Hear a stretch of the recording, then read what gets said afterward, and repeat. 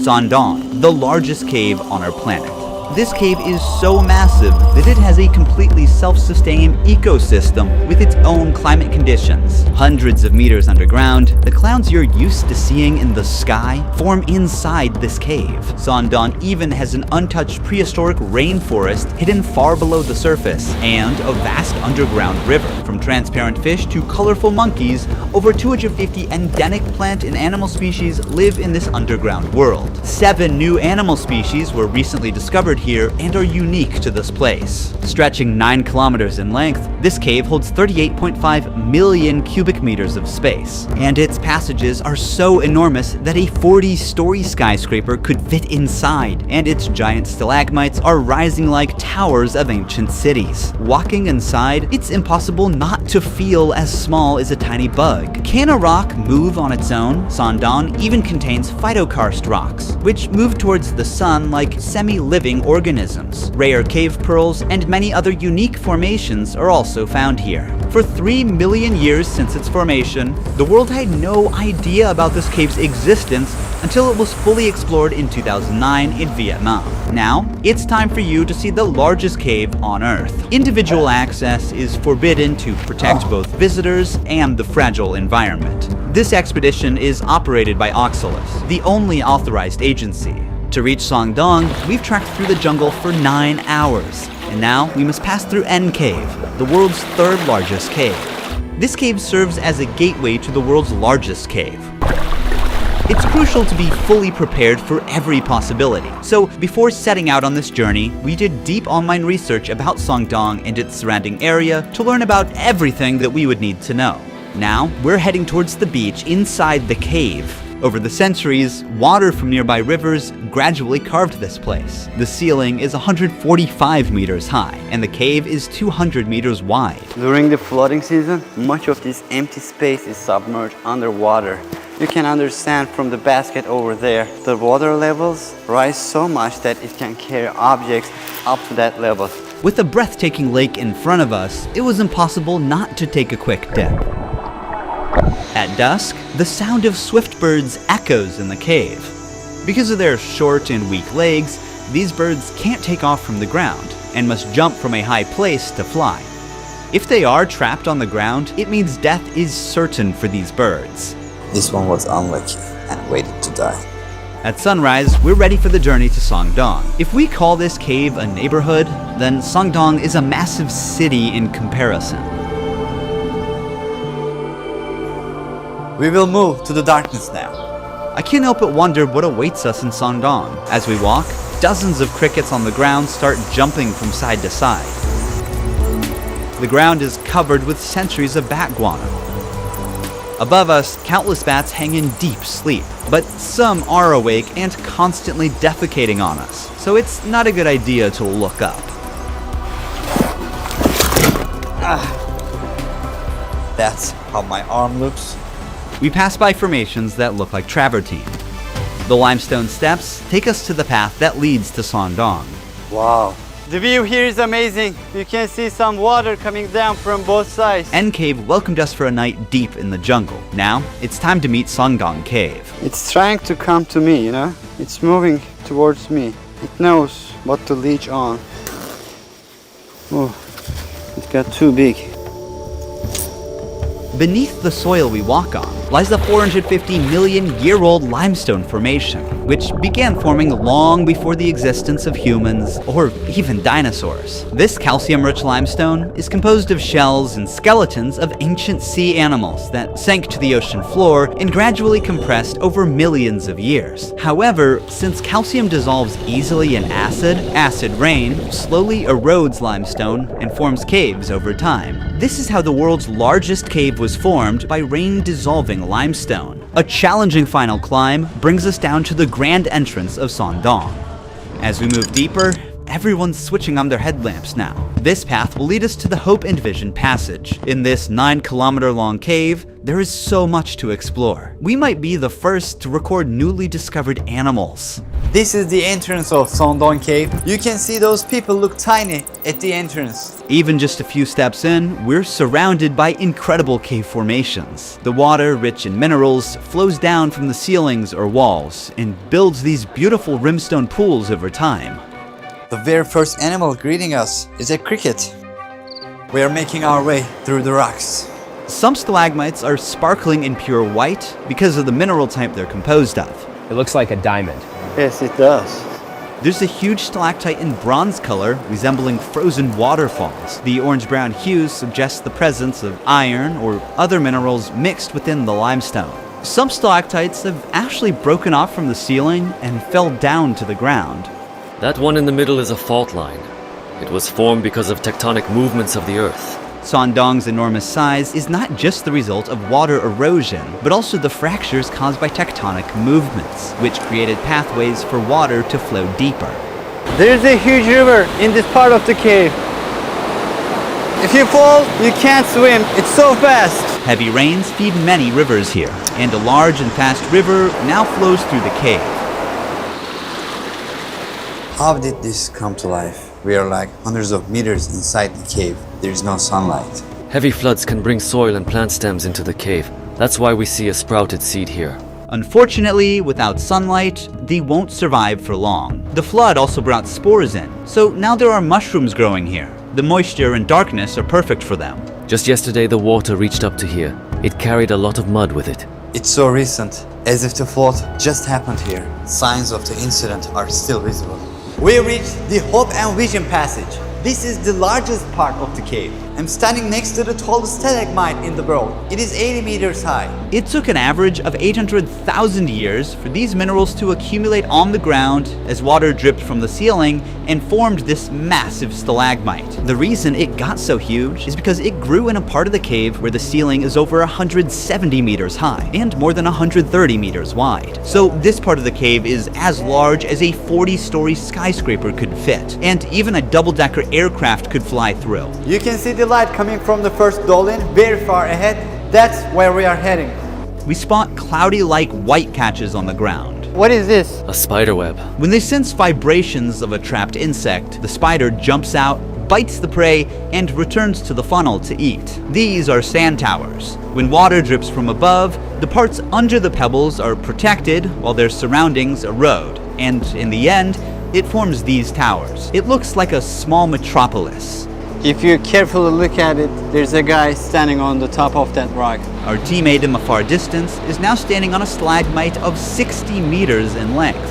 We move 3 kilometers forward in the cave. This is our camping site. Imagine sleeping here, looking at this view. From here, you can partially see the first dew line. It might look like the cave's exit, but it's actually the first of 2 massive dew lines. And from here on, things will get more incredible. The temperature difference between the outside and the inside of the cave forms mist and clouds inside the cave. The area beyond them is called Watch Out for Dinosaurs. We will explore that place tomorrow. For now, it's time to rest. Now we are going to first dolin. This is the next day. There will be a lot of things that we will see today. Let's go. We are crawling through narrow passages to get to the first dew line. Very narrow point.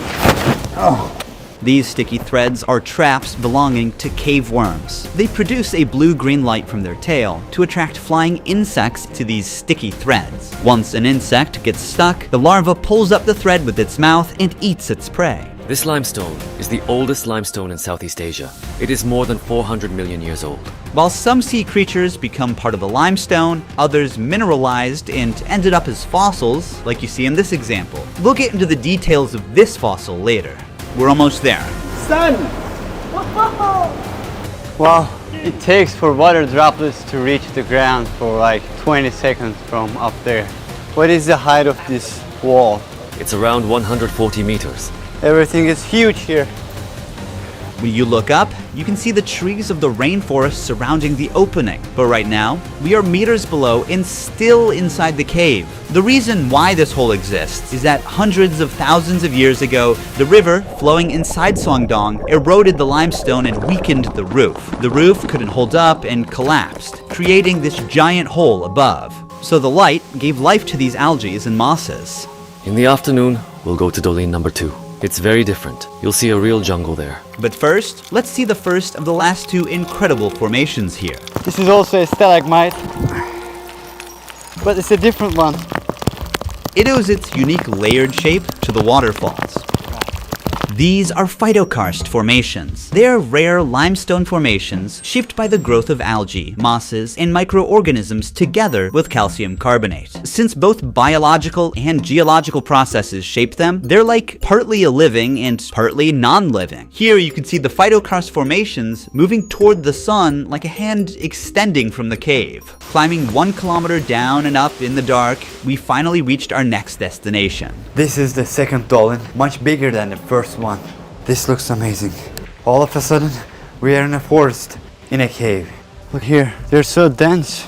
The roof of the cave at this point collapsed as a result of the intersection of two main faults, forming a dew line on the surface 252 meters above where we are. The collapsed cave roof allowed sunlight to enter, giving rise to an entirely new ecosystem. Despite extreme conditions, plants and animals have managed to adapt and turn this place into a unique underground rainforest. As we move forward towards the light, the height of the plants grow. The soil makes it perfect to form a rainforest. A large portion of the soil here consists of bat guano. It is accumulated for millions of years and is highly fertile. The soil here is deep and full of small holes. There is an insect in each hole, and the insects are making traps in these holes to catch animals. This jungle is huge. The biologists have found more than 200 species of plants and almost 60 species of animals living in this area. There are some monkeys on trees. This might be the only cave where monkeys live. Most primates typically prefer trees as their habitat, and cave environments are not suitable for them. However, this extraordinary cave has become a new living space for certain species. We came across a centipede, and snakes are living in this forest as well. Sound of this forest is calming. Even the explorers who first came here in 2009 thought they'd found the exit for a moment. Remember that we are in a cave. This cave has its own rainforest. All of these trees get thinner but taller to reach the sunlight coming from above. That's why all of them are very thin, but very tall compared to their width. Certain trees reach heights of 40 to 50 meters. It's because the trees prioritize height to maximize sunlight absorption. This is the remains of a snail. Monkeys catch these snails and break them with stones, then eat them.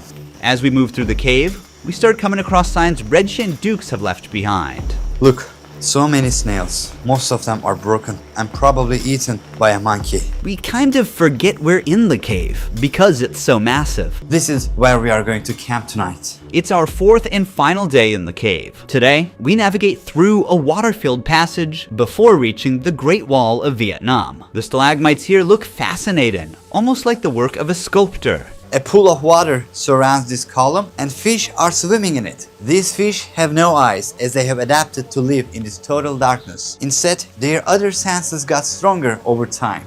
See how it doesn't give any reaction to the shadow of my hand or the movement? It doesn't see anything. Like the fish, this cricket is completely blind. It doesn't see me. These super rare formations are called cave pearls. They are usually 1 centimeter in diameter, but here, since they are too old, some of them are as big as a tennis ball. Just like real pearls, they form around a tiny nucleus, such as a grain of sand, with layers of minerals slowly building up over time. They need a few hundred years to be fully formed. As we push further into the cave, something unexpected catches our eyes. These are deer bones. They're estimated to be 500 years old. There is one last challenge ahead, an 80-meter high karst wall called the Great Wall of Vietnam. To reach there, we must also pass through a 600-meter long Passchendaele passage. The passage is now filled with water and is turned into a breathtaking jade green lake. It's so high that the light does not reach to very top. After the wall, the light from the exit is visible from 500 meters away. We've explored the world's largest cave from one end to the other, yet on the fourth day of the exploration, one mystery still remains. Which ancient creature the fossil we saw in Sondong belongs to? I'm opening Opera browser and quickly navigating to the cave's website to check the related article. Here we'll find the same fossil's image and its description. I'm gonna press Command/ or Control/ to open Aria. It's a built-in AI tool. Let's ask it to highlight the key points in this article. The article mentions two different coral fossils but doesn't specify which image belongs to which creature. Luckily, Aria has image recognition feature. I'm gonna upload the image and ask again. Okay. It identifies the fossil we saw as Tetracorolia. Let's check for more information on this sea creature. First, I'm using the Tab Islands feature to effortlessly group tabs by topic and save space. I can expand or collapse them as needed. I'm splitting the browser window to view both websites side by side. It appears that Tetracorolia or rugosa went extinct 300 million years ago. This carnivorous species is believed to have had tentacles to catch its prey and grew up to 10 centimeters. Because it is extinct today, we don't know exactly what this animal looked like, but with Aria's image generation feature, we can create a possible visual for this animal. Here's an illustration of a living Tetracorolia drawn as a colony with tentacles. By the way, tab traces feature, as you can see here, help us see our recent visited tabs by darkening the underscore. The darker the underline, the more recently the tab was visited. Using Opera Smart Tools, I believe that we identified which creature this fossil belongs to. Opera also enhances workflow with a floating music player and customizable themes with many other features. Download Opera now from the link in the description box or pinned comment to take your browsing experience to the next level. Thank you for watching. See you in the next one. Ruhi Chenet was here.